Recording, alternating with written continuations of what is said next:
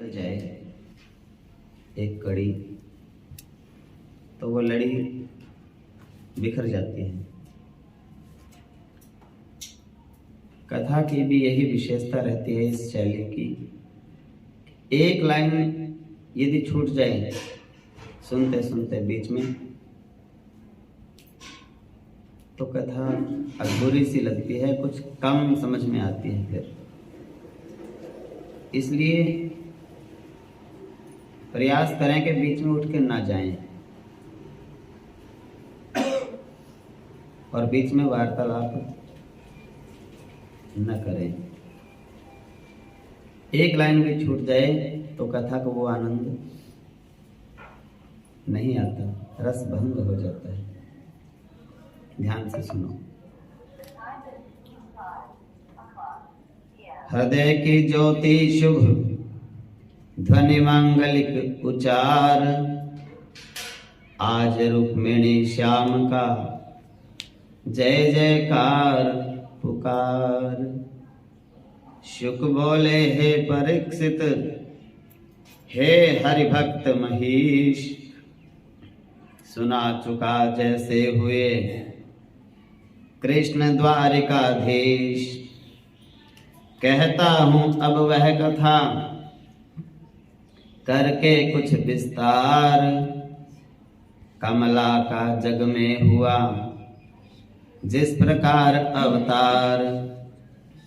ब्रज से दक्षिण की तरफ लोचन ललित ललाम, कुंदन सादय दिव्य था कुंडिनपुर अभिराम। ब्रज से दक्षिण दिशा में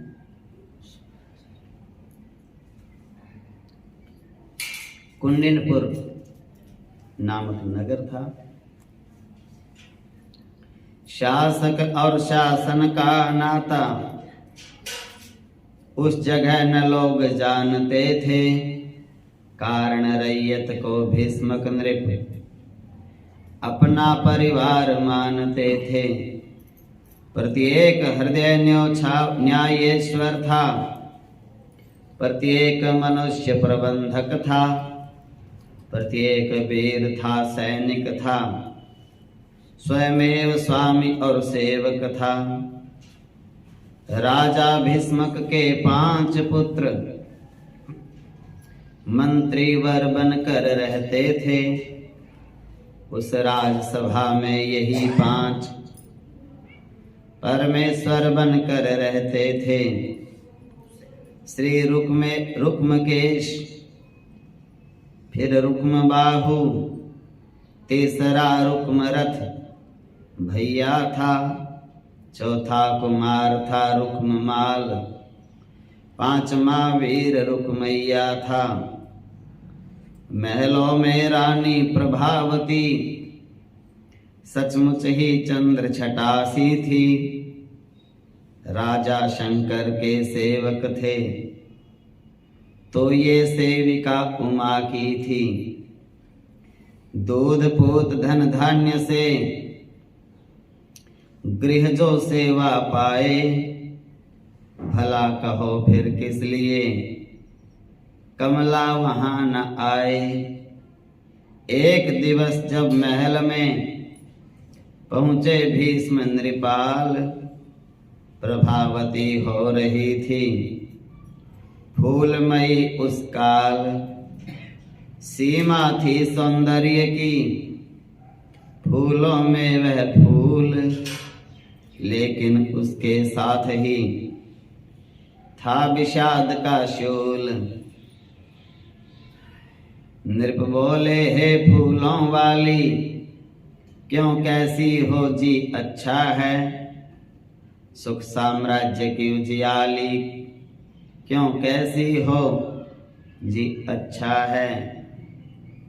पुष्पे चिंता की भुजंगिनी, पुष्पों में देख रहा हूं मैं, क्षण भर में उसे कील दूंगा, बेगी सा प्रकट हुआ हूं मैं। रानी कुछ मुस्का पड़ी, बोल उठी अविराम, नहीं भुजंगिनी फूल में। हाँ भ्रमरी है श्याम, चिंता की बात नहीं है कुछ। हाँ एक लालसा है मन में है, सब कुछ आंखों के आगे है, पर कमी एक जीवन में है। राजा भीष्मक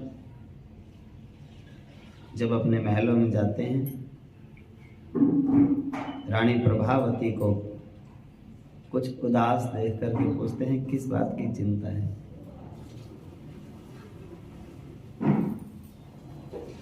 महारानी कहती हैं चिंता किसी बात की नहीं प्रभु, सब कुछ मेरे ठाकुर जी की कृपा है।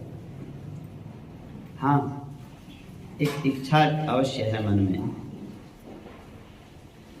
जब धर्म शास्त्र को पढ़ती हूँ, होता अंतः दुख दूना है। नारी का जगत बिना कन्या, सुख में होकर भी सूना है। एक कन्या तो जरूर होनी चाहिए। 5 बेटे भगवान ने दिए हमें, एक कन्या के बिना माँ अपना दुख सुख किससे साझा करेगी। ये 20 ग्रंथों से मुझे हुआ यथोचित ज्ञान, सब दानों में श्रेष्ठ है जग में कन्यादान। इसलिए सिद्ध ये हुआ नाथ, लड़की भी एक जरूरी है। घर में लड़कों के साथ साथ कन्या भी एक जरूरी है।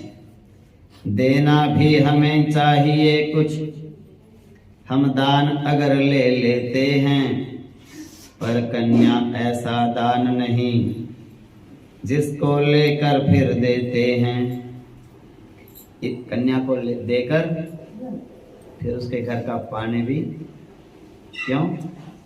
कन्या का दान वो ऐसा दान है, दे सकते हैं ले सकते नहीं।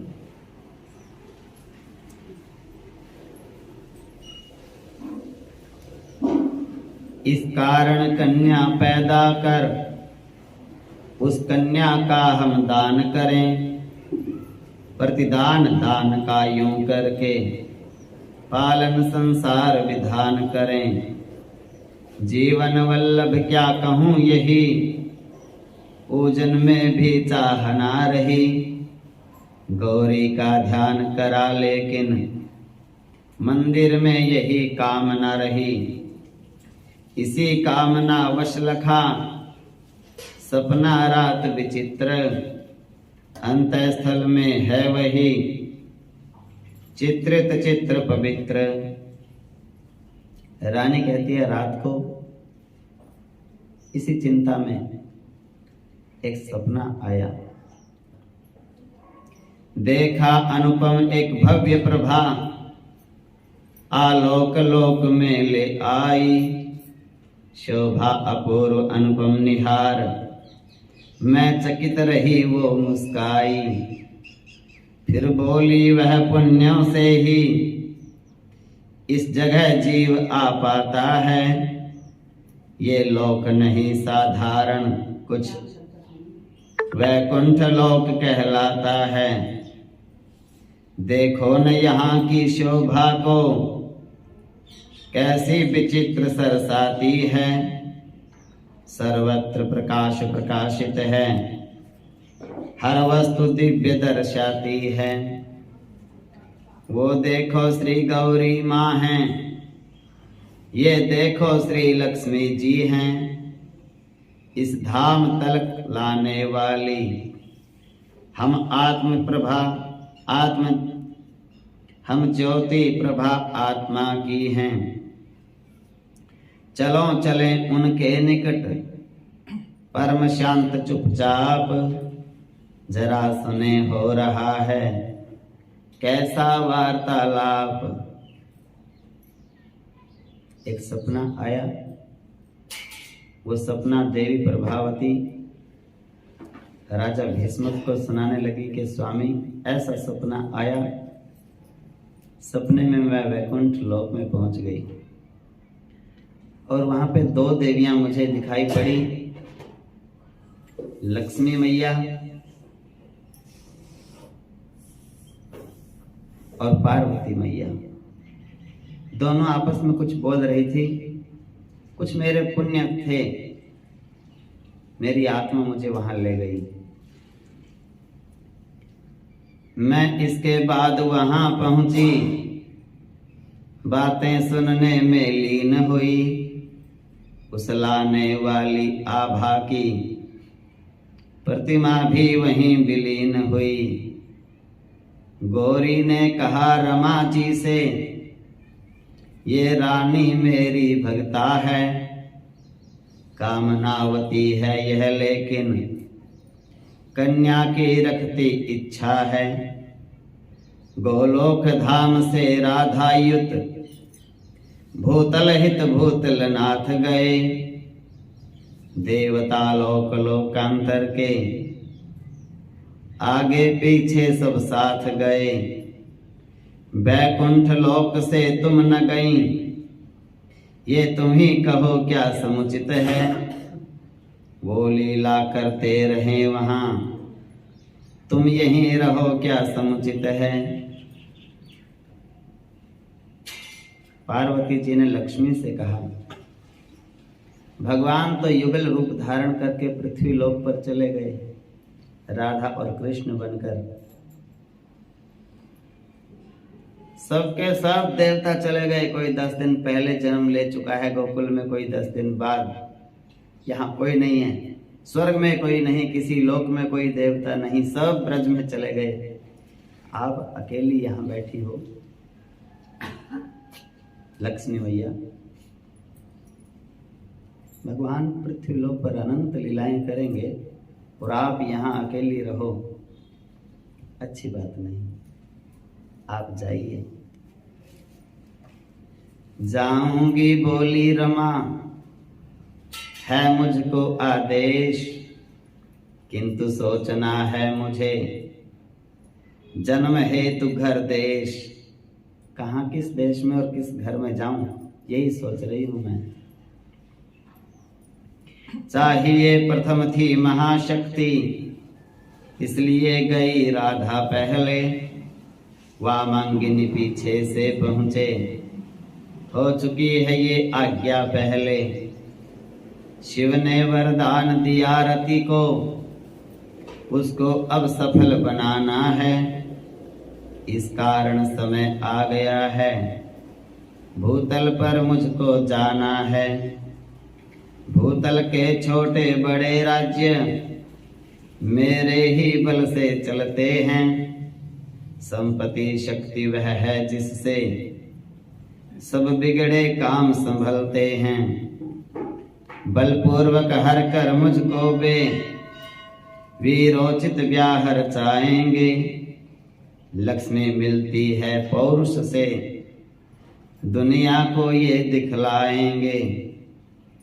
गौरी बोली बदल कर वार्तालाप प्रवाह, हुआ राधिका से भला क्यों ना कृष्ण विवाह।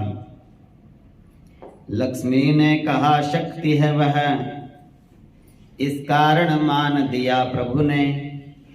शारीरिक बंधन से ऊंचा हार्दिक संबंध किया प्रभु ने। लौकिक मत से भी ये विवाह सर्वत्र नहीं अनुमोदित है। छोटे श्री कृष्ण बड़ी राधा, परिणय कैसे समयोचित है। गौरी फिर बोली उचित यह आध्यात्मिक नेह, लेने को अवतार अब मैं तुम्हें बताऊं गेह। ये रानी प्रभा सदा से ही मेरी उपासिका भक्ता है। ये विदुषी पतिव्रता नारी कन्या की रखती इच्छा है। यदि इसके यहाँ जन्म लोगी, मुझ पर भी कृपा दिखाओगी। भक्तिन की इच्छा पूरी कर गौरी गौरिणी बनाओगी। संबंध वहां भी रखूंगी, पूजन को तुम्हें बुलाऊंगी, कमला का कमलापति द्वारा मठ में ही हरण कराऊंगी। मुस्काई सुनकर रमा बोली है स्वीकार, कहिए उनसे यज्ञ का शीघ्र करें उपचार। यज्ञ कर्म की शक्ति का है अतीव विस्तार, दशरथ को तो इसी से पुत्र मिले थे 4। स्वप्न सुनाकर हो गई वो पति भक्ता मौन, सखियों की क्या थी दशा ये बतलाए कौन। मुस्काकर बोले नृपति देवी गृहिणी धन्य, ऐसी सुंदर भावना कहीं न होगी अन्य। पार्वती ने सब बातें मैया लक्ष्मी को बता दी।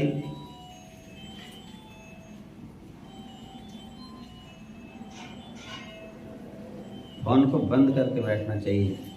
फोन मेरे पास भी है, कोशिश करता हूँ कि बंद ही रखते हैं। लक्ष्मी मैया से कहने लगी जितना ज़्यादा बोलोगे बीच में उतना ही ज़्यादा अंधेरे जी को। ये प्रभावती देवी मेरी भक्त हैं, इनके घर में आप जन्म लीजिए। लक्ष्मी जी ने कहा आप इनको बोल दीजिए कन्या प्राप्ति के लिए एक सुंदर सा यज्ञ का आयोजन करें।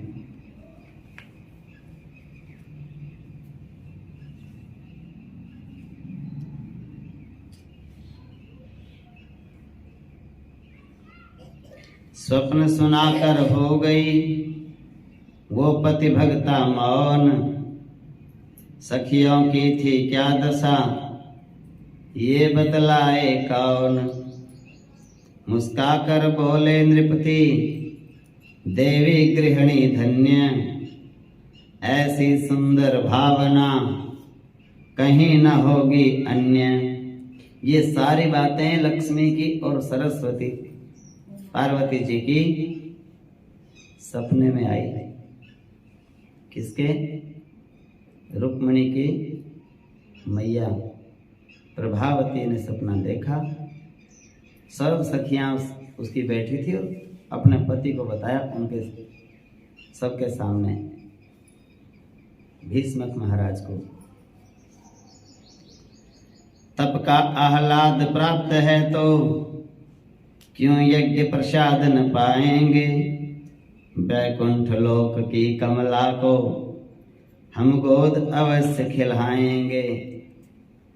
कन्या का दान लिया है तो कन्या का दान करेंगे हम, दानों में श्रेष्ठ दान है यह, इस हेतु विधान करेंगे हम।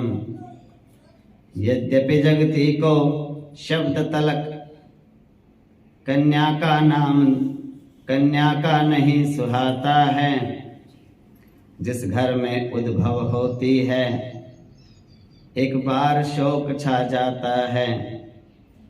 लड़कों से कहीं बदलते हैं, कन्याओं को बोले एक लड़का दे दो, हॉस्पिटलों में पैसे डॉक्टरों को देके अदला बदली भी करवा लेते हैं लोग। रिश्तेदारों से भी कहते हैं कि तुम्हारे 2-3 बच्चे हैं, लड़की तुम ले लो, लड़का दे दो एक गोद। लड़कों से कहीं बदलते हैं, गर्दन तक कहीं दबाते हैं, पैदा होने पर थाल नहीं दुख सूचक तवा दबाते बजाते हैं। रोगान्वित उनके होने पर नहीं चिंता पथ्य कुपथ्यों की, जी गई कुपथ्य आदि पर भी तो चोटें हैं अपशब्दों की। बीमार हो जाए कन्या, परहेज ना करे, बोले कोई बात नहीं,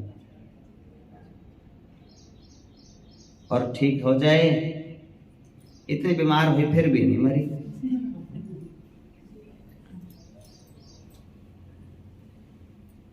लड़का अच्छी तरह से खाता भी है पीता भी है, फिर भी क्या कहते हैं, घिसता ही जा रहा है, लगता ही नहीं कुछ खाया पिया। और लड़की खेलती हुई नजर आ गई, बस हो गई है, तो ये भी इसकी चिंता हो गई, अब तो ये तो ऐसे नहीं। समान देखो, हम भी तो किसी की बेटियां हैं। जगती जननी के बिना नहीं है, अनंत रूप है, आदि शक्ति है, माँ है। इसके बिना कोई उत्साहित कार्यक्रम, किसी प्रकार की कोई सृष्टि की संरचना या कल्पना हम नहीं कर सकते। मैं स्वयं विचारता था मन में, कन्या हो तो दिखलाऊं मैं, पुत्रों से अधिक प्यार करके दुनिया को पाठ सिखाऊं मैं। तुमने प्रस्ताव स्वयं रखा, ये उत्तम कर्म तुम्हारा है, ऐसी उच्चा अर्धांगिनी को नतमस्तक आज हमारा है। मैं शीघ्र यहाँ से जाकर के इसका प्रबंध करवाता हूँ। शुभ दिन शुभ घड़ी शुभ समय में कन्या हित यज्ञ रचाता हूँ। 5 कुमारों के निकट बोले भीष्मक बैन, आतुरता थी हृदय में, प्रेम सजल थे नैन। तुम 5 पांडव हो, तन मन धन हो बूढ़े जन के, हो 5 कोश या 5 प्राण, या 5 यज्ञ इस जीवन के। जगवालों का तो एक सूर्य, इस जग में आभा वाला है। मेरा जग 5 सूर्यों से पाता दिन रात्रि उजाला है। कल रानी ने स्वप्न में पाया है वरदान, कन्या के हित उचित है करना यज्ञ विधान। राजकुमारों ने कहा अति उत्तम है बात, क्या विलंब शुभ कार्य में, श्री गणेश करो प्रात। शुभ मुहूर्त में विधि सहित हुआ प्रतिष्ठित यज्ञ, स्वाहा स्वाहा से हुए सभा मुदित धर्मज्ञ। कुंदन समान था कुंदनपुर, यज्ञाग्नि मिली अति दमक उठा। वो निर्मल था जल वाला सर, बनकर रवि दर्पण चमक उठा। भूमंडल पर ब्राह्मण मंडल श्रुति मंत्र उच्चारण करता था। नवमंडल से निर्जन मंडल पुष्पों का वर्षण करता था। शुभ मुहूर्त में हो गया जब सब कार्य समाप्त, राजा रानी ने किया यथा नियम हवि प्राप्त। राजा रानी ने यज्ञ किया अपने बच्चों की सलाह से। यज्ञ में से प्रसाद मिला।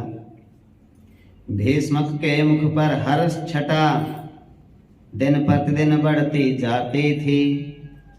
उस और प्रभा पर दिव्य प्रभा अपना अधिकार जमाती थी। इतना ही नहीं और भी कुछ आंखों ने चमत्कार देखा। नारायण को कमला समेत महलों में बार बार देखा। देखा कमला हठ करती हैं, नारायण रोष दिखाते हैं। यह जबकि रूठती हैं उनसे, वे तत्क्षण इन्हें मनाते हैं। फिर एक दिवस नारायण में देखा ब्रज के नंदलाला को, कमला में निरखा उसी समय एक दिव्य रूपिणी बाला को।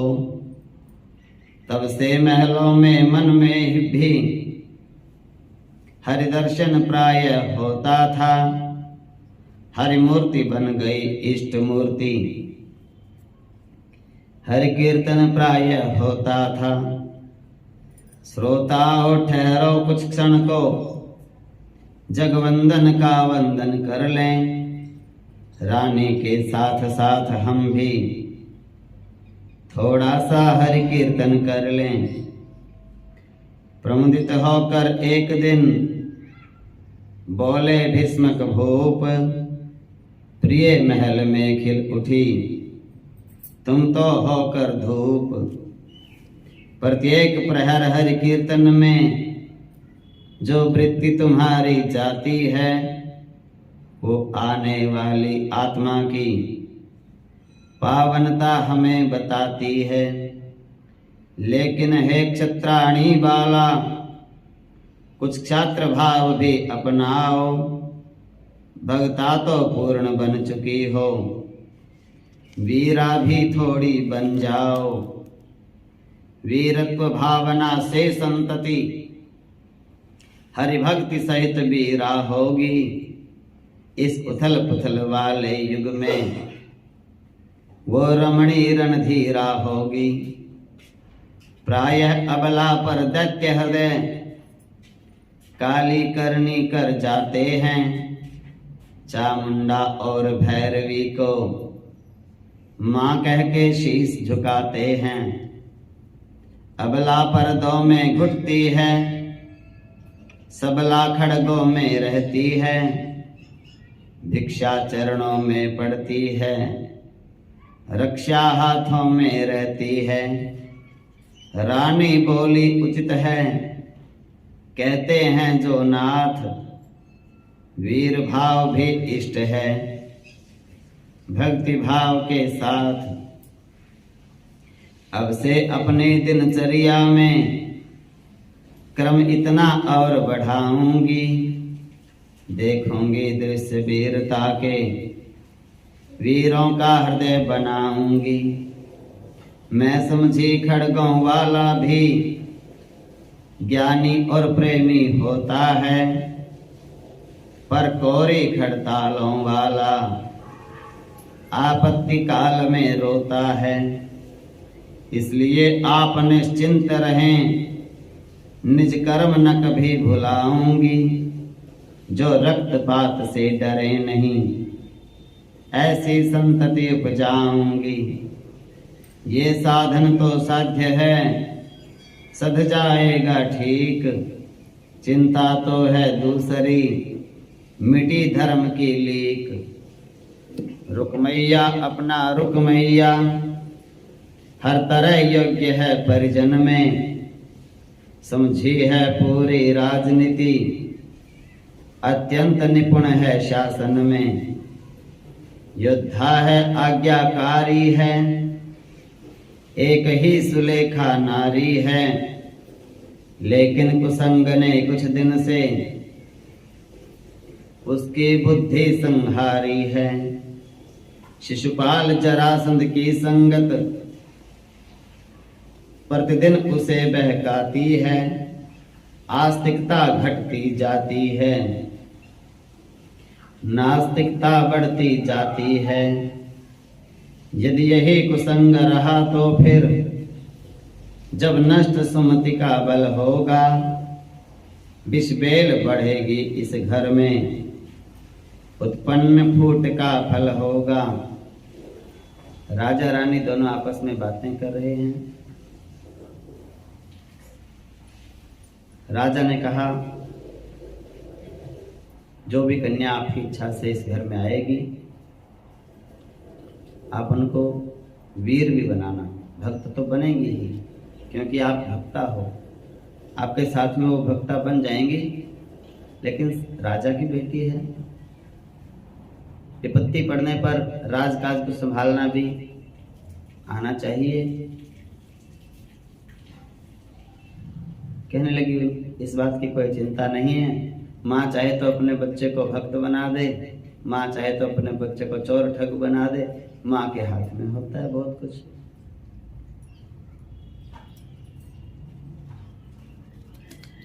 एक बात की चिंता है, जो रुक्मी है वो गलत संगति में पड़ गया। शिशुपाल का संग करता है, जरासंध के साथ में रहता है। मुझे डर है कि वो भगवान के द्वेषी लोग हैं और हम भगवान के प्यारे हैं, भगवान के भक्त हैं। ऐसा ना हो कि वो भगवान से द्वेष करने लग जाए, अनर्थ हो जाएगा घर में ही। विचार ना मिले बच्चों के और माता पिता के। माँ बाप हर रोज 2 समय मंदिर आते हों और बच्चे के लिए गुरु जी को ही कहना पड़े आप ही कर दो बस, वो तो मानते नहीं, आते नहीं आता है, तो माता पिता का मन प्रसन्न नहीं होता। नृप बोले इस बात का मुझको भी है क्लेश, किया यत्न तब भी मुझे फल न मिला लवलेश। चेष्टा करते हुए भी रोक न सका प्रवाह, तब हारे का हो गया हरि के साथ निबाह। अपने पिछले कर्म का होगा कोई पाप, इसीलिए तो पुत्र यह देता है संताप। चिंता छोड़ो हरि भजो, करो प्रेम के साथ। निर्बल का बल तो वही केवल दीनानाथ। दुख अधिक है तो बढ़ो दुख हरण की ओर, उनके ही अर्पण कर दो घर बाहर की डोर। रानी पुलकित हो उठी सुनकर विमल विचार, महलों में होने लगी अब तो प्रेम पुकार। विनय गीत की पूर्ति पर गूंज उठा संगीत, जिसने अंतर में पहुंच लिया कलेजा जीत। देह हुई वीणा सदृश रगे हो गई तार, हृदय भवन में भर गई कीर्तन की झनकार। श्रीपद की पद भक्ति का हुआ इधर पद पूर्ण, दंपति ने पाया उधर श्री मुनि पद रज चूर्ण। राजा रानी दोनों भगवान के भजन में लग गए। बोले माता पिता तो अपने बच्चों को समझा ही सकते हैं, आगे तो जो भगवान करेंगे उन्हीं की इच्छा से होना है। दोनों कीर्तन में लग गए और कीर्तन का फल क्या मिलता है? आप रोज जाप करते हो, रोज कीर्तन करते हो, कभी सोचा उसका फल आपको मिल रहा है कि नहीं? कीर्तन का और जाप का फल होता है संत का दर्शन। यदि आप हर रोज कीर्तन करते हो, जाप करते हो, उसके फल से ही आपको संतों का दर्शन होता है। जाप और कीर्तन आप रोज नहीं करोगे तो संतों से झगड़ा हो जाएगा और संतों का दर्शन छूट जाएगा, रोज नहीं होगा। फिर रोज जाप करोगे, रोज कीर्तन करोगे, संत चाहे आपको डांट दें चाहे मार दें, फिर भी वो माँ के जैसे दिखेगा और आप एक टाइम फालतू आओगे। पहले एक बार आते थे, फिर 2 बार आओगे, 2 बार आते हो, एक आशीर्वाद मिल गया धड़ाम से, 3 बार आओगे। फिर बोले प्रेम करता है तभी तो डांटता है, जिसको जानता ही नहीं उसको थोड़ी डांटते हैं हम, जिसको अपना मानते हैं उसी को डांटते हैं। आप अपने बालकों को डांटते हो क्यों? आप उनसे प्रेम करते हो, उनका भला चाहते हो, उनको समझाना सुधारना चाहते हो, तभी तो डांटते हो। जिनको आप जानते ही नहीं, गली में शराब पिए पड़ा रहे कोई, उनको आप डांट दोगे कभी? ना ना, कोई लेना देना नहीं उनसे। नारद जी आ गए, कीर्तन का फल मिल गया।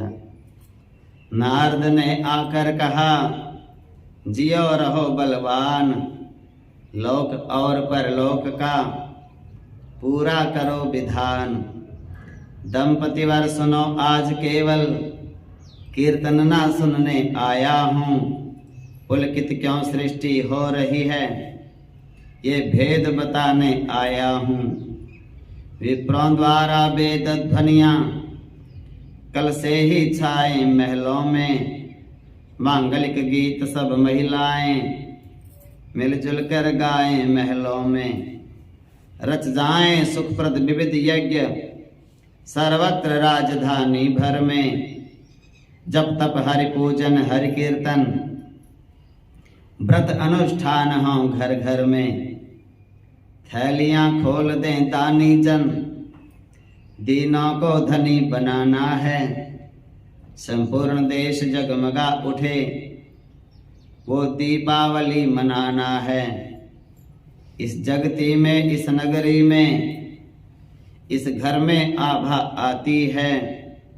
कन्या न कहो कन्या बनकर, कमला हाँ कमला आती हैं। भक्तों भर दो विश्व का भव्य भक्ति भंडार। ईश्वर की ईश्वरी जब लेती हैं अवतार। ईश्वर की ईश्वरी है काल्पनिक विचार। अब इस घर इस जगत के लिए नहीं दरकार। जो प्रत्यक्ष ना हो सके वो है भ्रम जंजाल।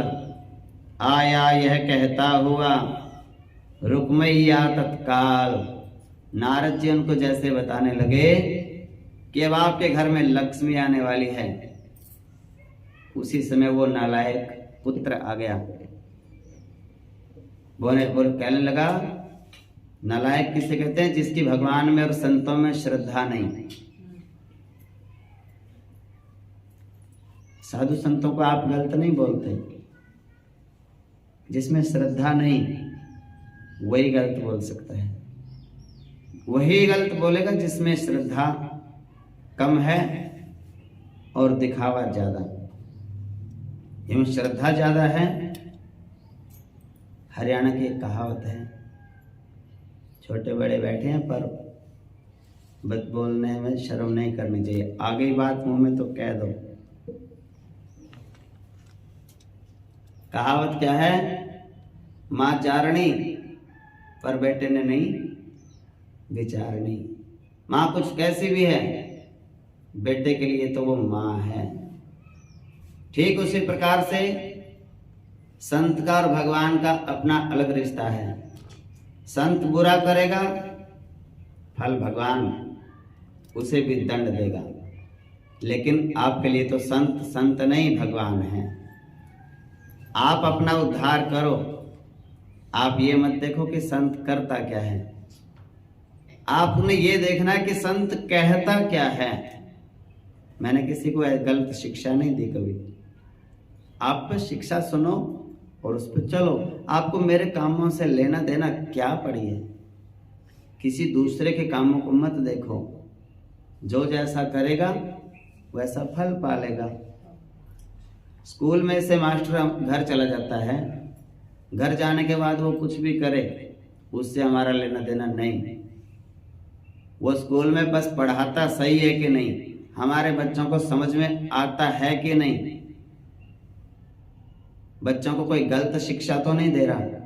इतनी सी बात का ध्यान रखना जरूरी है। जो गुरु करे वो आप मत करो।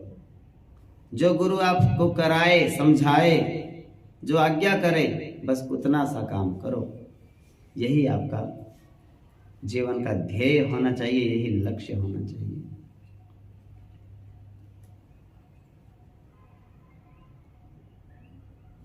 रुक्मिणी का भाई आया और आके कहने लगा, ये नारद मुनि, इनको और कोई काम नहीं, मेरे माता पिताओं को बहला फुसला रहा है, बहका रहा है। कुछ नहीं आने वाला यहाँ, ना लक्ष्मीपति ना लक्ष्मी। ऐसे ही बातें बनाते हैं। ये साधु महात्मा कुछ काम धाम तो है नहीं, इनको बातें बनाते हैं और लोगों को लूट लूट के खाते हैं। हे मुनिवर पितुवर माता जी, यह सेवक प्रतिक्षण सेवक है, लेकिन सत्य का उपासक है, सत्य का प्रचारक रक्षक है। आंखों के आगे जो कुछ है बस वही सत्य कहलाता है। उत्पत्ति स्थिति लय का कारण यही विवेक में आता है। अपना करता धरता हरता संसार स्वयं है बना हुआ, सतरज तम गुण के द्वारा ही क्रम नियम इसी का रचा हुआ। जब इससे अलग नहीं है कुछ तो खा पी कर मौज करें, इसलिए न अच्छे भोग भोग सुख से जी कर सुख भोग करें। उस जरासंध से ज्ञानी ने जब से ये आंखें खोली हैं, वो कह जरासंध को ज्ञानी बता रहा, क्यों? उसका मित्र है वो। हम बच्चों को बताते हैं ना कि उसके साथ में मत रहा कर, बोले ना आपको नहीं पता, वो तो बहुत अच्छा है, मेरा फायदा करता है वो। घर वाले उनको 3 पीढ़ी का ज्ञान कराते हैं। इसके दादा ने हमारा फायदा नहीं करा, इसके बाप ने हमारा फायदा नहीं करा, ये हमारा फायदा कैसे कर सकते हैं? यहाँ आ जाओ, यहाँ आ जाओ, यहाँ आगे कुर्सी पे मोढ़े पे। इनको अंदर दर क्या बेटे, इन दोनों को गला रखा। ज्ञानी ने जब से ये आंखें खोली हैं, तब से ही वाणी बन बन कर बोला करती यह बोली है। कुछ ईश्वरवादी लोगों ने अब नया जाल फैलाया है। मथुरा के अधम ग्वालिये को ईश्वर अवतार बताया है। सह न सके देव ऋषिवर ये विरोध व्याख्यान, कहा उसे फटकार कर चुप हो ऐ नादान। भीष्मक का बड़ा पुत्र होकर नास्तिकता हमें दिखाता है। उन कृष्णचंद्र जगदीश्वर को ग्वालिया अधम बतलाता है। वे अधम ग्वालिये होंगे तो मेरा सब कथन वृथा होगा, अन्यथा साक्षी जल थल है, ये साफ वाक्य सच्चा होगा। जिन अवतारी का किया तूने यूं अपमान, नष्ट करेंगे बस वही तेरा सब अभिमान। कहते तो कुछ और भी नारद जी उस ठाम, लेकिन नारी रानी ने तुरंत पकड़े उनके पांव। रुकमैया भी चल दिया पाकर पितु संकेत, क्षमा करो नृप ने कहा मुनि तुम क्षमा निकेत। शांत हो गए देवर्षि किंतु उठे तत्काल, वीणा छेड़ी चल दिए कहकर जय गोपाल। खिन्न चित्त उस दिन रहे रानी सहित नृपाल, निर्जल व्रत रख कर किया प्रायश्चित तत्काल। रजनी में सो रहा था जब सारा संसार, रानी हरि मंदिर गई लेकर हृदयोद्गार। बोली मेरे हृदय की ज्ञात सुन तुम्हें सब नाथ, हे गिरधारी हैं कहाँ ये गिरधारी हाथ। प्रेम भरी प्रार्थना का हुआ जब अवसान, रानी के होने लगा चित्त में ऐसा भान। मानो हरि प्रतिमा कहती है इच्छाएं पूर्ण तुम्हारी हैं। सुख के घड़ियाल बजेंगे अब, दुख घड़ियां चूर्ण तुम्हारी हैं। दुर्जन को तो इस जग में पहले सुख फिर दुख होता है, लेकिन सज्जन को दुख पहले फिर तो सुख ही सुख होता है। रानी ने इस ध्यान में माना मोद अपार, नैन नीरदों से झरी प्रेम नीर की धार। रानी का गर्भ काल में भी जीवन दैनिक मर्यादित था। गृह कार्य युक्त पुरुषार्थ युक्त साधना युक्त था, नियमित था। निंदा न किसी की करती थी, मिथ्या न कभी वो कहती थी। अत्यधिक न बनती थी गंभीर, अत्यधिक न हंसती रहती थी। रोगों से रहित स्वस्थ तन था, भोगों में मन अति मग्न न था। दुस्साहस बोझ उठाने का, मिट्टी खाने का व्यसन न था। सज्जन सद्भजन सत्पूजन सदग्रंथ मनन में श्रद्धा थी। सदर्शन में सत्कीर्तन में सदवर्तन में अति निष्ठा थी। बहनों रानी के इस क्रम से निज क्रम का जरा मिलान करो। वह अच्छा है या है निकृष्ट, तुम ही इसकी पहचान करो। क्रम में गड़बड़ कर लेने से दुस्साहस कष्ट हो जाता है, दुस्सह कष्ट हो जाता है। संतान दुश्चरित होती है, सुख सौख्य नष्ट हो जाता है। ये माता के हाथों में है, जो चाहे धन उत्पन्न करे, चाहे सज्जन उत्पन्न करे, चाहे दुर्जन उत्पन्न करे। लापरवाही दिखलाने से नौबत इस दर्जे आती है। संतान जन्म पर ही जननी बहुधा झकझक से उठ जाती है। बहनों इस वक्तव्य पर सम्यक करो विचार।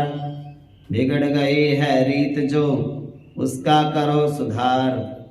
कहना यह है इस तरह पूर्ण हुए 9 मास। जग जननी के जन्म का समय आ गया पास। जग आनंदित हो उठा उधर, मन आनंदित हो उठे इधर। सुरगण प्रमुदित हो उठे उधर, तो मन हर्षित हो उठे इधर। संपूर्ण प्रकृति के पंच तत्व परमार्जित परम प्रफुल्लित हैं। परिपूर्ण शक्ति के स्वागत को परमानंदित हैं, प्रमुदित हैं। ग्रह और उपग्रह ज्योतिष के हो गए आप ही सुखदाई। राजा भीष्म के महलों में कन्या बन जब कमला आई।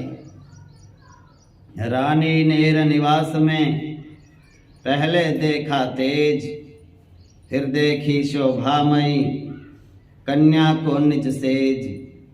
शिशुरोदन जो ही सुना अद्भुत ढंग का आज। आया अत्याश्चर्य से दासी दास समाज। अब क्या था शुभ शंखों की ध्वनि, अति विशद हो उठी महलों में। घंटों घड़ियालों की घन घन श्रुति सुखद हो उठी महलों में।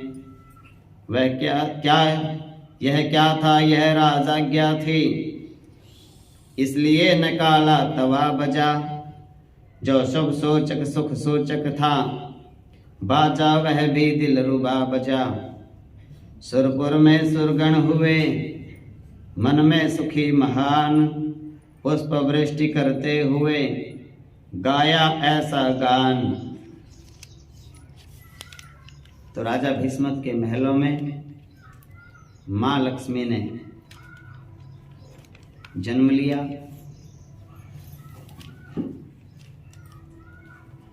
कुछ जगह ऐसा बताया जाता है कि लक्ष्मी मैया कभी जन्म नहीं लेती किसी के गर्भ से। वो सागर में उत्पन्न होती हैं, कमल के फूल में, सरोवर में उत्पन्न होती हैं, या जनक के बाग में घट के द्वारा उत्पन्न होती हैं सीता बन करके। इन बातों में हमें नहीं उलझना है कि वो कैसे आती हैं। ये तो संतों की माया है। हरि अनंत, हरि कथा अनंता, कहें सुने बहुविधि सब संता। सब संत अपने अपने विवेक से, अपने अपने बुद्धि से कथाओं को सुनाते हैं। आप केवल श्रद्धा रखिए। भगवान की कथा है, होनी चाहिए। भगवान का गुणगान हो रहा है, वो प्रकट होते हैं, किसी भी तरह से हो जाएं। देव वृंदियों प्रार्थना करते थे सानंद, भांति भांति के स्वरों में गाकर नूतन छंद।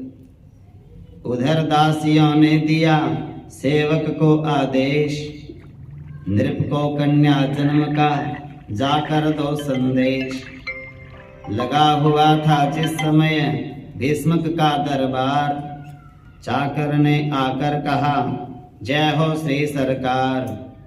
अति उत्तम सुंदर समाचार एक आज्ञाकारी लाया है, महलों में कन्या जन्मी है, मन चीता अवसर आया है।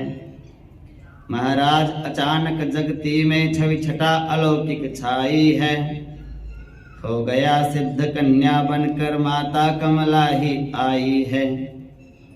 हर्षित हो बोले नृपति तब तो हूँ मैं धन्य, कन्या संपत से बड़ी संपत और न अन्य। कितने ही दिवसों से जिसके पावन पाने की आस लगाई थी, जिसके हित देवी देवियों की प्रतिदिन मानता मनाई थी। हम बड़े भाग्यशाली हैं जो मन माने निधि वह पाई है। सेवक यह ले मोती माला तूने ही खबर सुनाई है। सेवक को देने लगे माला जब नरनाथ, मंत्री ने उठकर तभी कहा विनय के साथ। श्री महाराज ये सच है अति सुख का अवसर आया है, हर्षित है रोम रोम तन का मानो नव जीवन पाया है। लेकिन भाग्यवश भाग्य थल में यदि बीज दूसरा बो जाता, तो पुत्री आज पुत्र होता, आनंद चौगुना हो जाता। नृप बोले हे मंत्रीवर भूल रहे हैं आप, दोनों एक समान हैं कुल का सौख्य प्रताप। हैं एक वृक्ष की दो डालें, एक ही डाल के दो फल हैं। पुत्र या पुत्री समान युगल इस पृथ्वी मंडल के बल हैं। जैसे युग नेत्र बराबर हैं, जैसे दो आंखें हैं, कौन सी आंख बड़ी? दोनों बराबर हैं, कोई बड़ी नहीं कोई छोटी नहीं। एक को चोट लगती है, दूसरी में से भी आंसू आते हैं। तो बेटा बेटी दोनों दो आंखें हैं। बेटा हो जाए तो भी वही बात है, बेटी हो जाए बेटे से भी श्रेष्ठ हैं। बेटी कहीं भी जाएगी बता के जाती है, और बेटा कहाँ था? बोले यहीं था। एक ही उत्तर होता है, कहाँ गया था रे? यहीं तो था। उस यहीं का किसी को पता नहीं कहाँ था। बोले यहीं था, यहाँ होता तो दिखता नहीं हमारे को। अगले दिन फिर पूछते कहाँ था? यहीं था। 4 घंटे बाहर घूम के और जाते जाते 4 दाने गुरुजी से ले जाओ प्रसाद के। कहाँ था रे छोकरे सुबह? ये देखो प्रसाद गुरुजी के पास था। नृप बोले हे मंत्रीवर भूल रहे हैं आप, दोनों एक समान हैं कुल का सौख्य प्रताप। हैं एक वृक्ष की 2 डालें, एक ही डाल के 2 फल हैं। पुत्री या पुत्र समान युगल इस पृथ्वी मंडल के बल हैं। जैसे युग नेत्र बराबर हैं श्रृंगार स्वरूप आकृति में, वैसे ही लड़का या लड़की दोनों एक सार प्रकृति में। मंत्री बोला दास यदि अति बोले तो दोष, लेकिन होता है नहीं कहे बिना संतोष। बेटा तो परलोक तक करता है उपकार, बेटी धन है गैर का पर घर का सिंगार। नृप बोले मेरा नहीं ऐसा खाम ख्याल, बेटी मानू गैर की बेटा अपना माल। बेटा घर की सब संपत्ति पर अधिकार एक दिन पाता है। बेटे का प्रेम इस नजर से मतलब का प्रेम कहलाता है। लेकिन बेटी में बेमतलब भी अपनों से ममता करती है। पति कुल के और पिता कुल के मंगल की कांक्षा करती है। बेटा के नाम जमीन ना कराओ,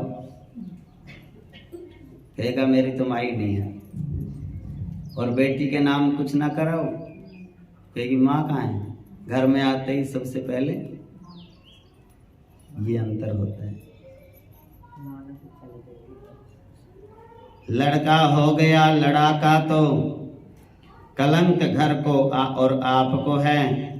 हो जाए कंस तो कारागृह दे सकता माँ बाप को है। लेकिन लड़की तो सुख ही सुख निज जीवन भर पहुंचाती है। उत्पन्न एक घर में होकर दो घर की शक्ति बढ़ाती है।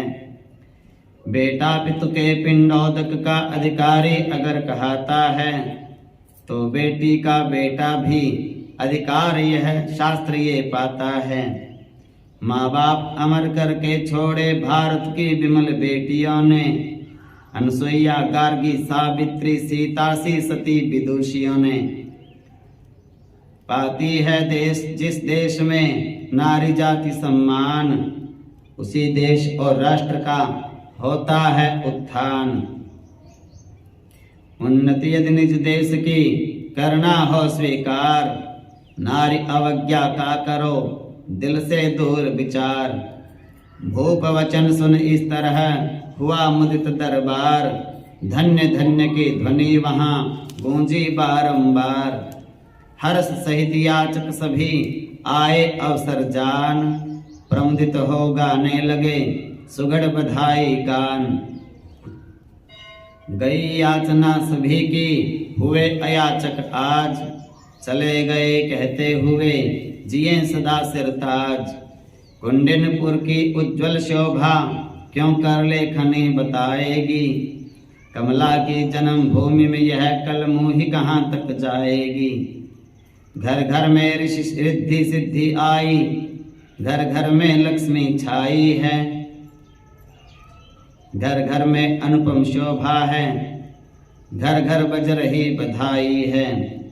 दिन और रात की संधि न थी, हर समय प्रकाश सुहाता था। जब प्रथम सूर्य आ जाते थे तब कहीं चंद्रमा जाता था। नव पल्लव नव फल फूलों के वृक्षों से नगरी छाई है। मानव मलिन प्रकृति बन स्वयं डाली देने को आई है। सुरपुर के सुरगण मनुजों में आनंद मनाते आते हैं। स्वर्गादिक सुख को तुच्छ समझ भूमंडल को अपनाते हैं। पत्नियां देवताओं तक की महलों में प्रतिदिन आती हैं। धरकर नारी का नवल रूप कन्या को गोद खिलाती हैं। इसी हर्ष उल्लास में हुई छठी की रीति। कन्या से बढ़ रही थी दिन दिन सबकी प्रीति। गुरुकुल ने नियत समय पर जब कुल गुरु ने नियत समय पर जब शुभ नामकरण संस्कार किया। राजा रानी ने भली भांति द्विजमंडल का सत्कार किया। उत्सव बिलोकपुर जन परिजन आनंदित बारंबार हुए। उस बाल स्वरूपा भगिनी पर पांचों भाई बलिहार हुए। ज्योतिषियों ने कुंडली देख कितने ही योग बता डाले। जब समय नाम का आया तो रत्नों के नाम गिना डाले। रुक्मी बोला रत्नों में यह मणि होकर शोभा पाएगी। रुक्मैया भाई की बहना जग में रुक्मणी कहलाएगी। इस तरह महल में कमला का जब नामकरण संस्कार हुआ। भूमंडल से नभमंडल तक जनमंडल में जयकार हुआ। ओढ़ा कर पालने पर मुदित हुई फिर नार। लोरी यूं देने लगी हो कर बलिहार। यों ही परमानंद में बीत गए कुछ मास, चंद्रकला सी रुक्मणी करने लगी विकास। मुस्कान अजीब मोहिनी है जो सबका मन हर लेती है, किलकार है मानो वशीकरण जग को बस में कर लेती है। रोना भी ऐसे ढंग का है दिल आकर्षित हो जाता है, उठती है कभी उछंगे तो एक दरिया सा लहराता है। जभी तोतले वचन से लगी बोलने बोल, सृष्टि प्रवाहित हो उठी नाच उठा भूगोल। उंगली का जभी सहारा ले चलने को पांव उठाती हैं, रानी जी तब आनंदित हो फूली अंग नहीं समाती हैं। पग ठुमक ठुमक कर धरने पर झांझों के झुनझुन बजने पर, माँ बाप निछावर होते थे डगमग चरणों के चलने पर। भाई भी सब कुछ भूल गए जब देखी लीलाएं प्यारी, पुलकित करती थी नृत्य उन्हें बालोचित क्रीड़ाएं सारी। रुक्मी अन्य भाइयों से अत्यधिक प्रेम दिखलाता था, प्रत्येक खेल पर बहना के दीवाना सा हो जाता था। रुक्मी के भोजन की चीजें जिस समय सामने आती थी तो उसके खाने से पहले रुक्मिणी खाने लग जाती थी। शीशों से कभी बोलती थी परछाई कभी पकड़ती हैं, पुचकारों से पुचकार उठे अकड़ों पर तुरंत अकड़ती हैं।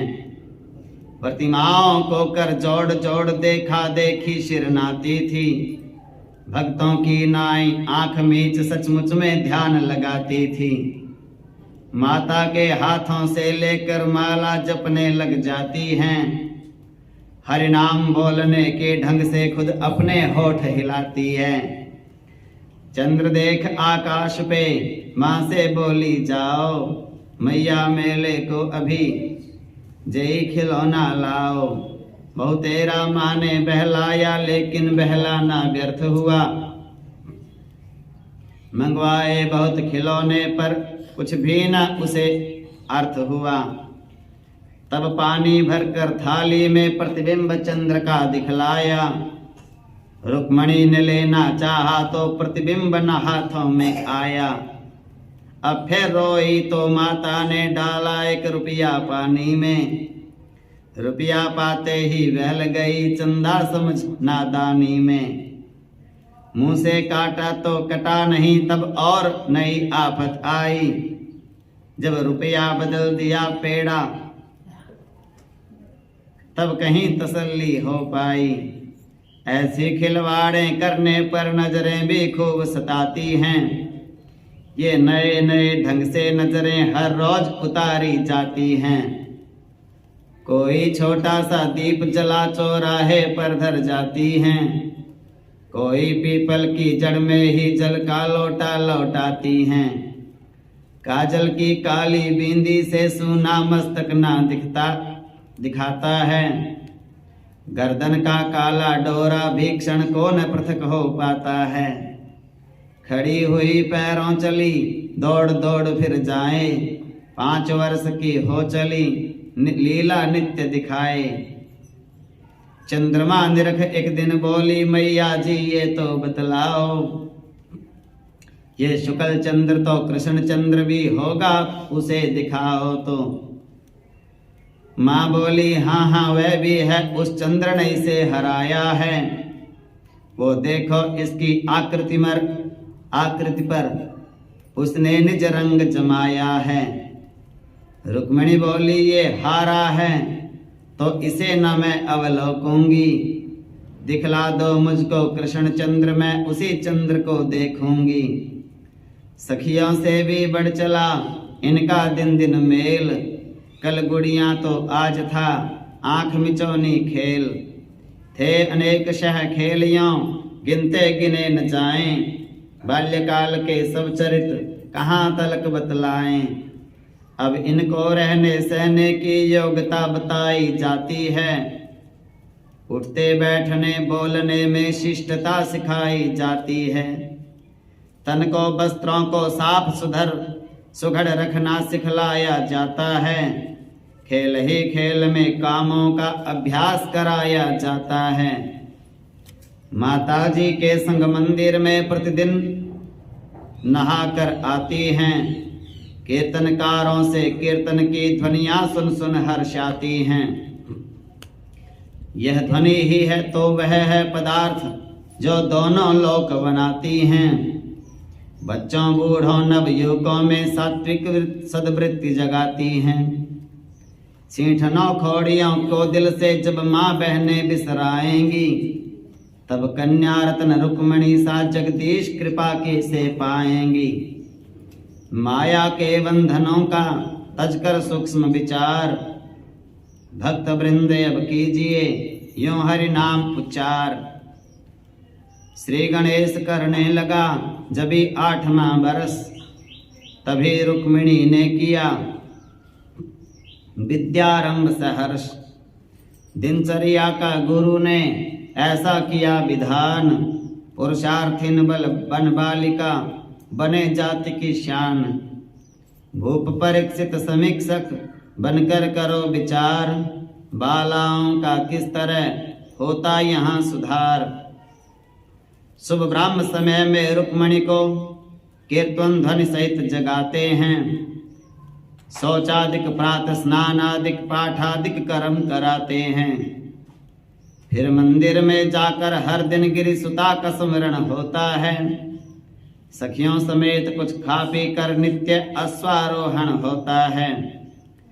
अश्वारोहण के साथ साथ सैनिक शिक्षा भी होती है। फिर घर आकर भोजन पाकर विश्राम 2 घड़ी लेती हैं। विश्राम काल से हो निवृत्त संस्कृत पढ़ती है घर में ही। तदनंतर सखियों को संग ले खेला करती हैं घर में ही। खेलों में उन्हें दस्तकारी गृहतंत्र सिखाया जाता है। घर लक्ष्मी बनने वाली को गृह शास्त्र पढ़ाया जाता है। संध्या को प्रातःकाल सदृश सैनिक शिक्षा वह पाती हैं। रजनी होने पर कथा तथा कीर्तन में समय बिताती हैं। फिर अर्धरात्रि तक पाठ अपना करना पड़ता है याद उन्हें। सोती हैं काठ सेज पर ही है इसमें ही आह्लाद उन्हें। निपति ध्यान से सुन रहे हो इस सुख की बात, समझ गए तुम किस लिए रहता यहाँ प्रभात। यही बालिकाएं बड़ी होकर भली प्रकार, देश जाति में प्राण का रखती हैं संचार। धन्य यह देश यह धन्य है इसका अंग उत्कर्ष। नमस्कार तुझको मेरा जय जय भारतवर्ष।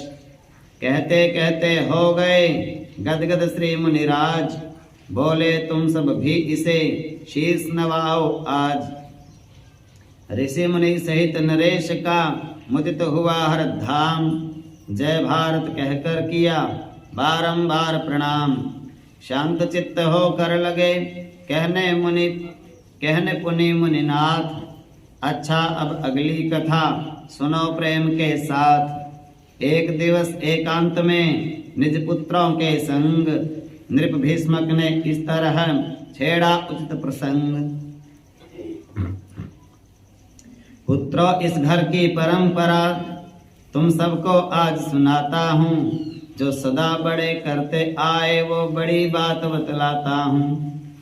बेटे समर्थ हो अपने सर जब भार पिता का लेते हैं, तो पिता शेष जीवन अपना ईश्वर चिंतन में देते हैं। इस कारण रानी के समेत वन में तप करने जाना है। तुम सब योग्य बन चुके हो, चौथापन हमें बनाना है। प्रस्ताव किंतु ये रानी के मन को लगता न सुसंगत है। कन्या का दान कर चुके जब, तब चले यही उनका मत है। रुक्मिणी ने करते हुए क्रम से उत्कर्ष प्राप्त किया है उम्र का आज 8वां वर्ष। कुछ धर्म शास्त्र ये कहते हैं 8वां वर्ष सुखदाता है। इस वर्ष बालिका का विवाह गौरी विवाह कहलाता है। यदि 9वें वर्ष में हो विवाह रोहिणी दान का साफल है। 10 तक कन्या कहलाती है, उसका भी दान समुज्वल है। 10 वर्ष बाद जब हो जाती बालिका ऋतुमती नारी है, तब कन्या दान पुण्य कैसा पालक मिलता अति भारी है। इसलिए विचार पूर्वक अब इस उलझन को सुलझाओ तुम। जो बात उचित हो सुखकर हो वह निश्चय कर बतलाओ तुम। राजकुमारों में जगी इन वचनों में क्रांति, चंचल हो उस भ्रांति से भिड़ी हृदय की शांति। रुक्म केश सबसे प्रथम बोल उठा तत्काल, इसे त्यागिए पिताजी ये है खाम ख्याल। जो देश काल का ध्यान छोड़ केवल शब्दार्थ लगाते हैं, वो धर्म शास्त्र में प्रतिपादित वचनों का मर्म न पाते हैं। शास्त्राज्ञाओं में पूर्वापर प्राय विरोध दिखलाता है, पंडित विचार के द्वारा ही शोधन उसका कर पाता है। ये वचन किसी भी ऋषि का हो मुझको तो है स्वीकार नहीं, अपनी रुक्मणी के उन्नत में बाधक मत अंगीकार नहीं। रुक्म बाहु कहने लगा, ठीक कह रहे भ्रात, समय समय अनुसार ही है शास्त्रों की बात। संयम और नियम जरूरी है जो हर समाज में चलते हैं। संयम तो अचल रहा करते पर नियम सदैव बदलते हैं। रोगी की हालत पर ही तो औषध अवलंबित रहती है। संसार चक्र की गतिविधि पर नियमों की गतिविधि चलती है। विद्यालय या के शिक्षणालय पित्रालय बन सकता जब है, तो बचपन में ससुरालय को बेटी जाए क्या मतलब है। रुक्मलाल कहने लगा, सच कहते हैं आप, ये कलयुग के नियम हैं, ये कलयुग के पाप।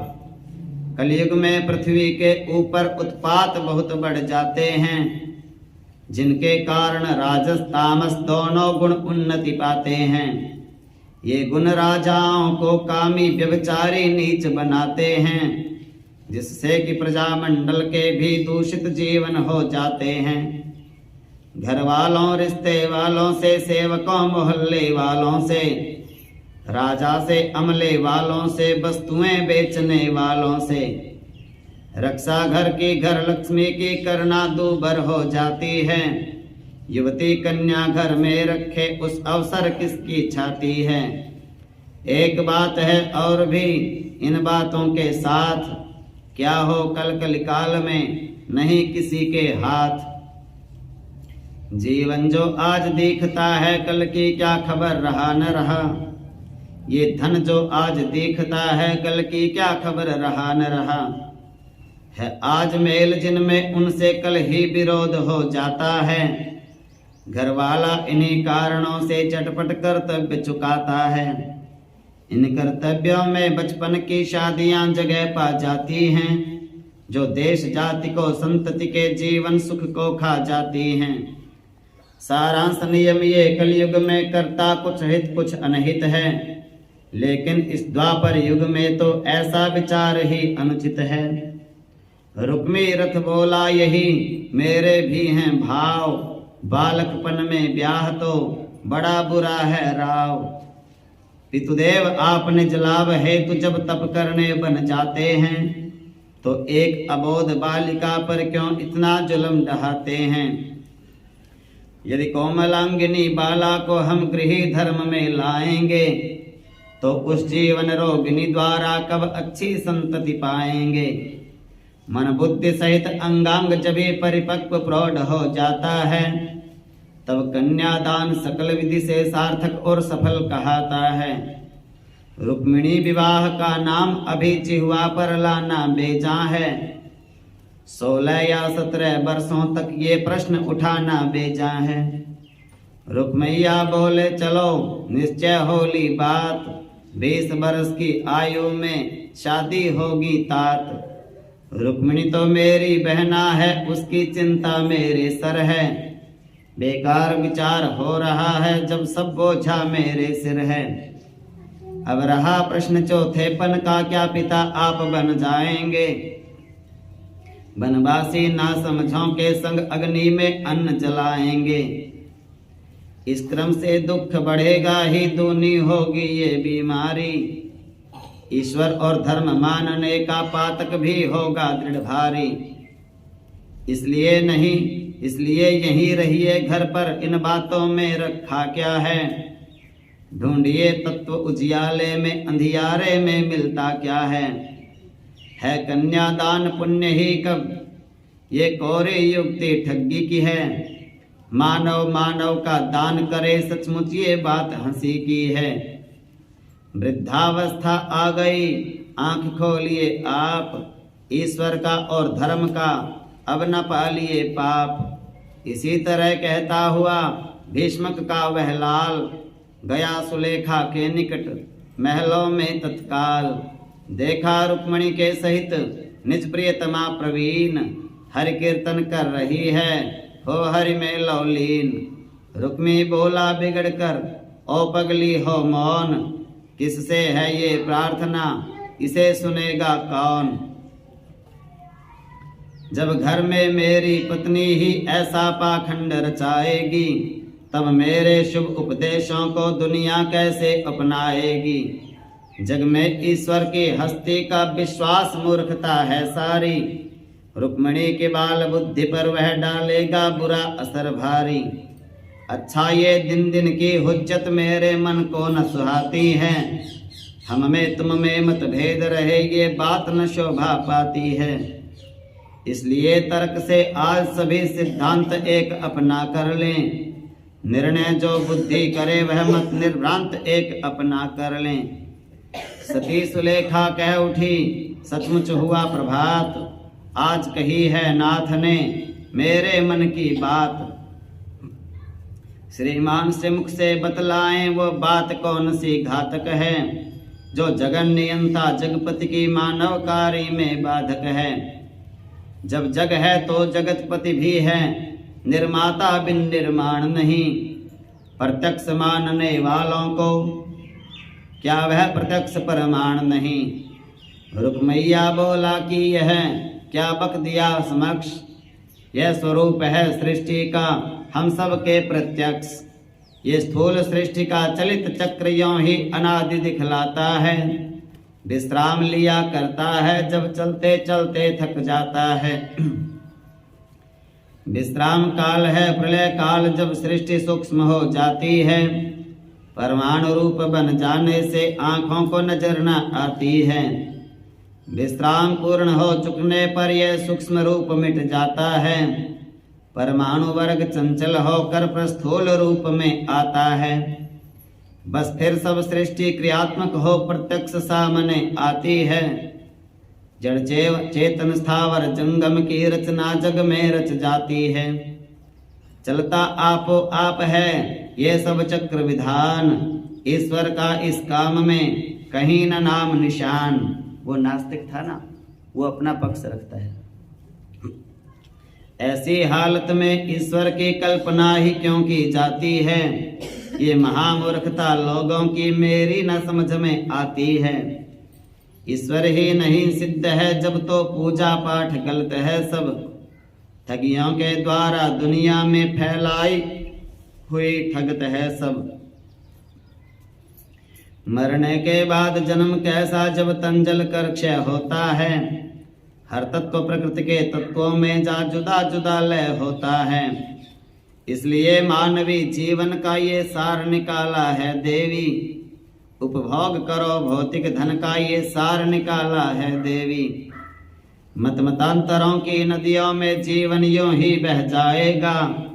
परलोक ढूंढते रहे अगर लौकिक सुख भी रह जाएगा। यही सुलेखा ने कहा, हे जीवन के नाथ क्षमा कीजिए मैं नहीं हूं तेरे मत के साथ। इस दुनिया का सुख जड़ शरीर पाना चाहे तो पाएगा, लेकिन वो सुख अपना सुख है ये कहना झूठ कहाएगा। स्वामी झूठी मानवकारी मन में झूठा सुख बोती है। वो भी पागल रोगी ज्ञानी प्रेमी को निष्फल होती है। भौतिक सामग्री के रहते भौतिक सामग्री का सुख है, जब वह विनष्ट हो जाती है तब तो केवल दुख ही दुख है। अच्छा यूं ही सारी दुनिया पर लोक धर्म ईश्वर तज कर, यदि यह सुख पाने को धाई तो रहना भी होगा दूभर। गुंडे डाकू बढ़ जाएंगे भौतिक पदार्थ की इच्छा में, मानव मानव कट जाएंगे राजसी स्वार्थ की इच्छा में। हे प्राणनाथ इस ढंग की हो सब दुनिया तो क्या अच्छा है, बिन अंकुश के महावत के, बिन अंकुश और महावत के क्या हाथी रखना अच्छा है। ईश्वर पर लोक धर्म तजकर यदि जग यह मत अपनाएगा, तो मेरे हृदयेश्वर सोचो कैसा दुरंत दुख आएगा। सिद्धांत सत्य हो या असत्य लेकिन प्रसार के योग्य नहीं, इसलिए विश्वघातक विचार हरगिज विचार के योग नहीं। नहीं मानने योग्य है मत ये किसी प्रकार, अब निर्णय कर लीजिए सत्य असत्य विचार। पहले कृपया ये बतलाएं क्रमबद्ध किया क्यों रहती है, पहले कृपया ये बतलाएं क्रमबद्ध क्रिया क्यों रहती है। लपटें ऊपर ही उठती हैं धारा नीचे ही बहती है। भूतल से जल से पशु पक्षी क्यों नहीं उपजते हैं भगवान, पेड़ों से पत्तों से मनुष्य क्यों नहीं उपजते हैं भगवान। रुक्मी बोला है तुम्हें सचमुच बुद्धि विकार, नियमों से नियमित सदा चलता है संसार। बोल सुलेखा यूं उठी ठीक कह गए नाथ, चलता है सभी खेल यह नियमों के ही साथ। चलता है नियम विरुद्ध अगर जग का व्यापार नहीं कोई, तो उन नियमों का निर्माता होना चाहिए कहीं कोई। बस वो ही हाँ वह ही तो है हम लोगों का ईश्वर स्वामिन, उसकी ही पूजा करते हैं हम सब उनके अनुचर स्वामिन।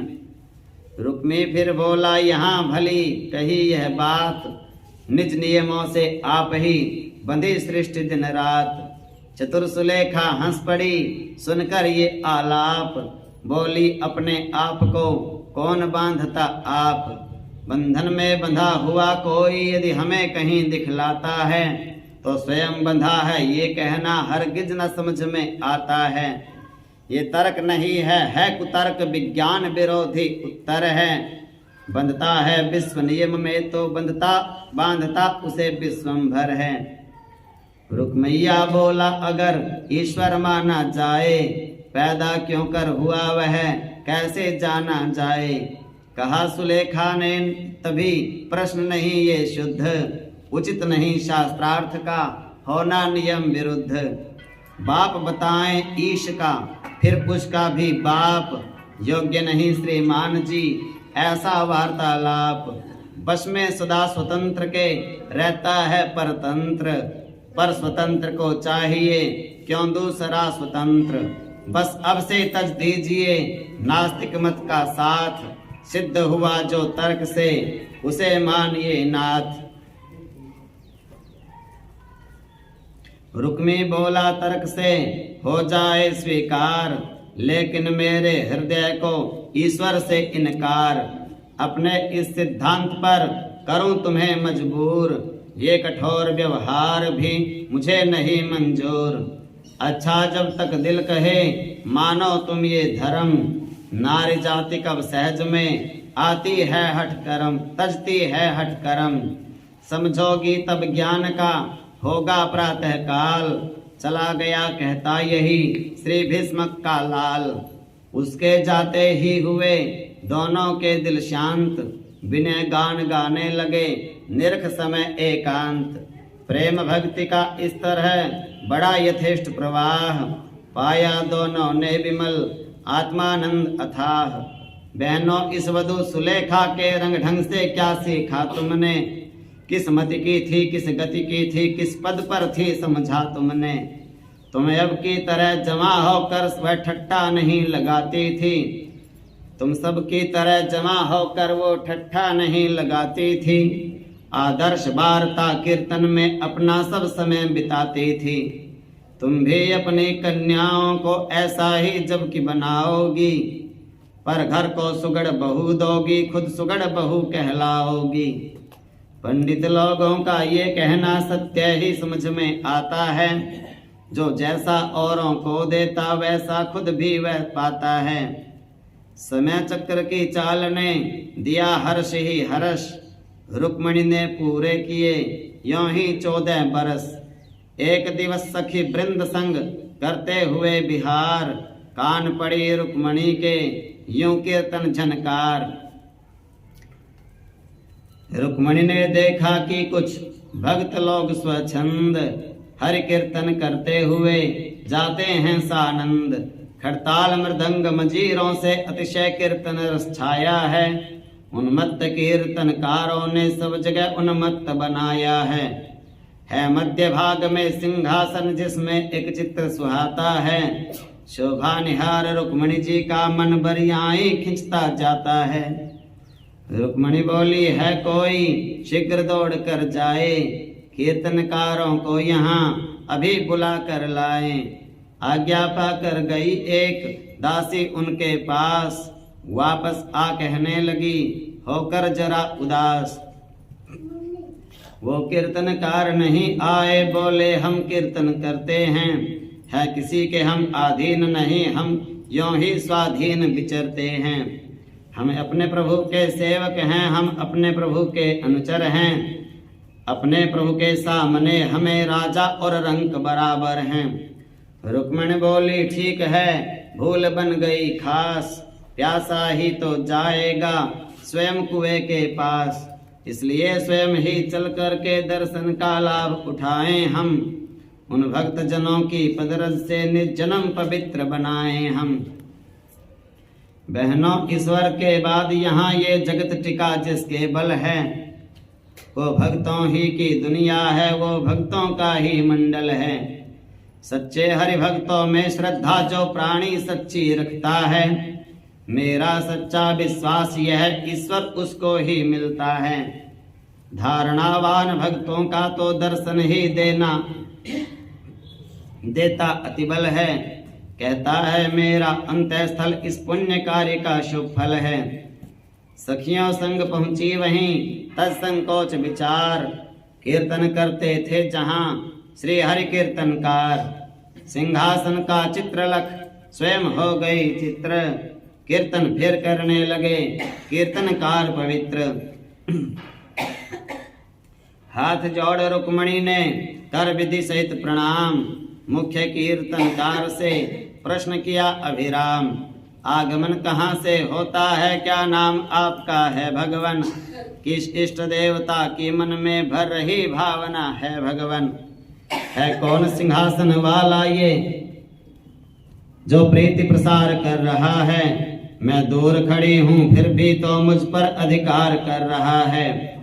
रुक्मणी के ये प्रश्न सुन बोला कीर्तनकार, बाले हम साधुओं का है कृष्ण नाम आधार। इस कृष्णदास को कृष्णदास कहकर सब लोग बुलाते हैं। द्वारिकापुरी से आते हैं, मथुरा वृंदावन जाते हैं। ये चित्र द्वारिकापति का है जो अपने इष्ट देवता हैं। जग में अवतार विष्णु का है, तुमको क्या बतलाऊं क्या है। इस प्रकार जब प्रेम से बोला कीर्तनकार, रुक्मणी का भाव हृदय पुलकित हुआ अपार। विनय सहित की प्रार्थना कुछ क्षण के उपरांत, भगवान अपने देव का कहें पूर्ण वृत्तांत। तब कृष्णदास बोले अच्छा अब परिचय और कराता हूँ, पूर्णावतार का थोड़े में पूरा चरित्र बतलाता हूँ। निज कर्म पास निज इच्छा से निर्बंधन बंध कर आया है, उस नंद नंदन को भक्तों के क्रंदन ने यहाँ बुलाया है।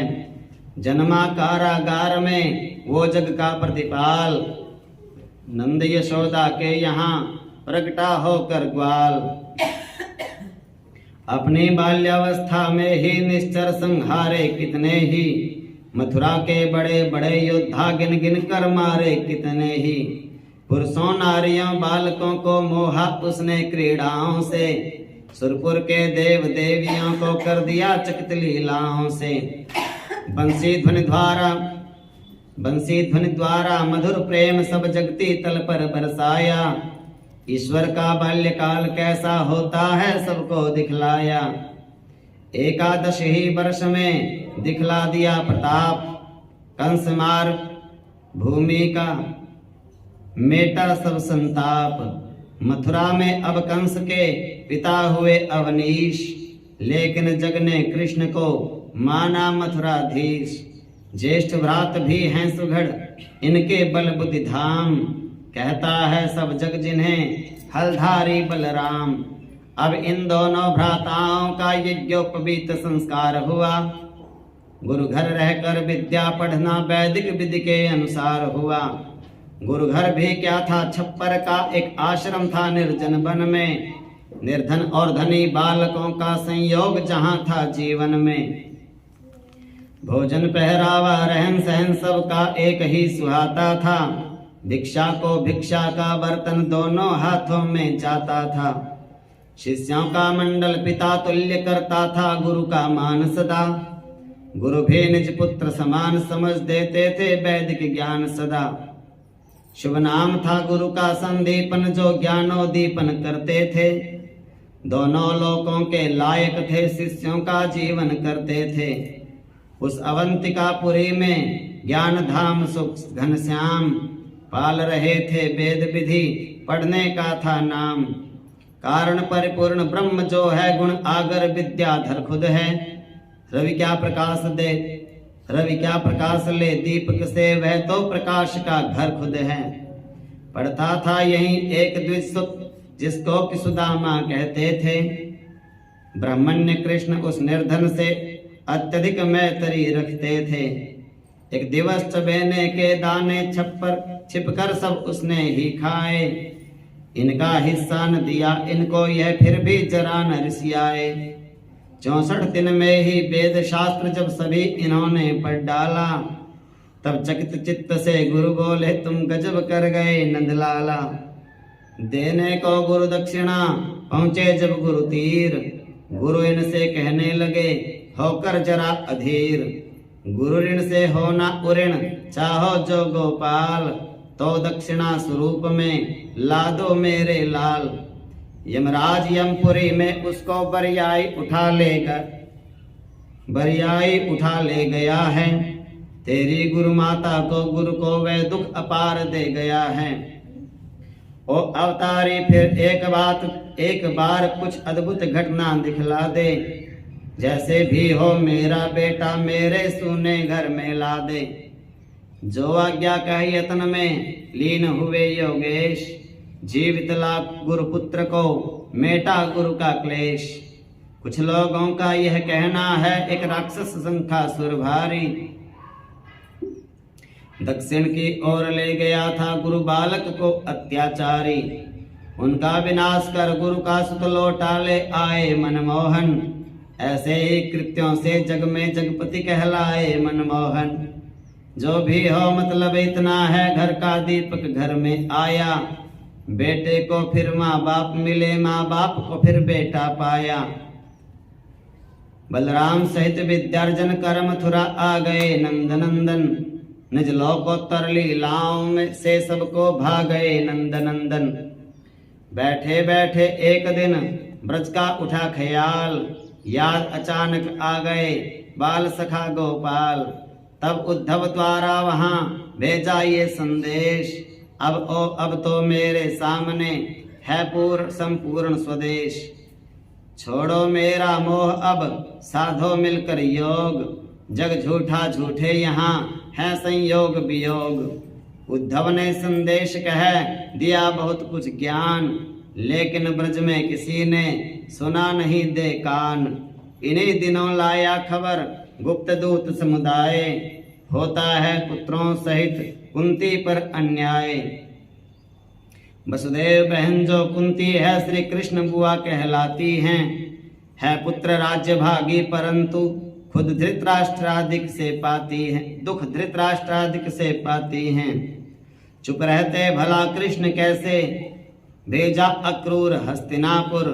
कहलाया धर्म युक्त रहिए हैं अभी आप सभी सब योग्य चतुर। उत्तर आया निश्चिंत रहें, सद्धर्म निभाया जाएगा।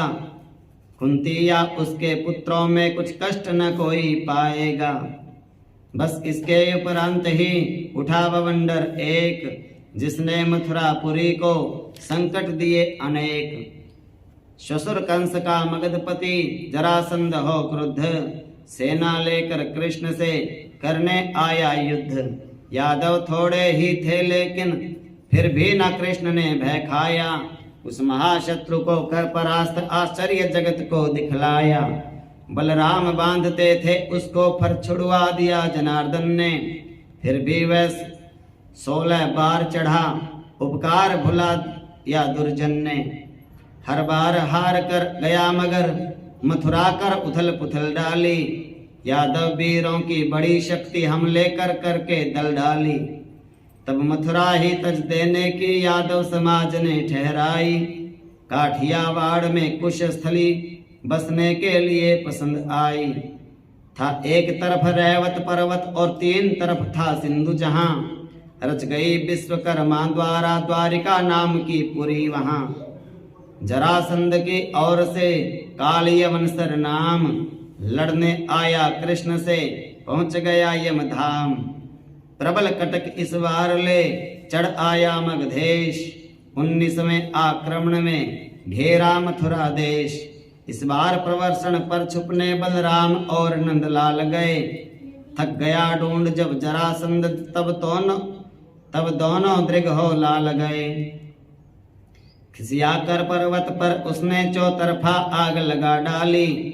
समझा बलराम कृष्ण से अब दुनिया मैंने कर दी खाली।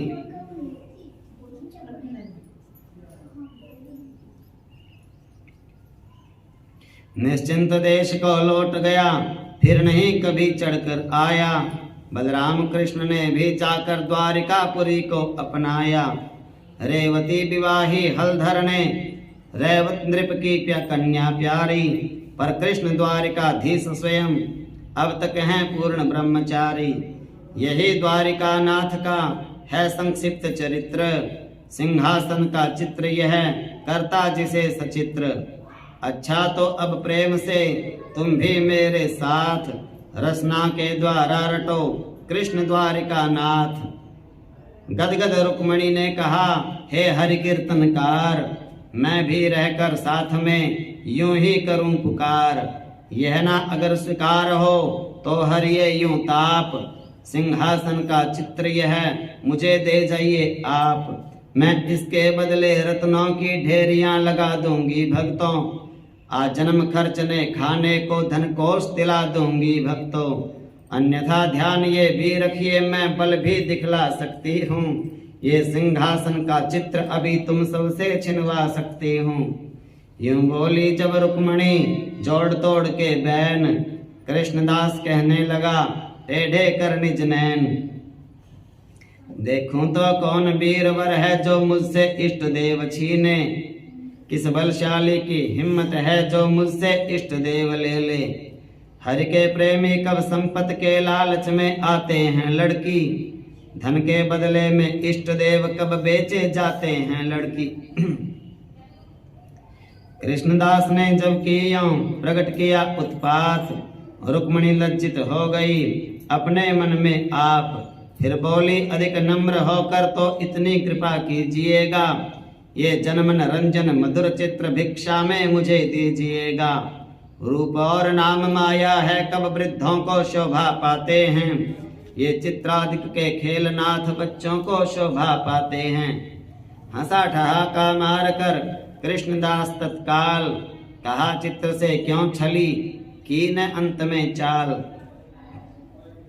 मैं समझ गया द्वारिका नाथ कैसे ठहरे भिखमंगों में। महलों का रहने वाला तो सर्वदा रहेगा महलों में। तुम त्याग रहे हो तो त्यागो, पर हम तो त्याग नहीं सकते।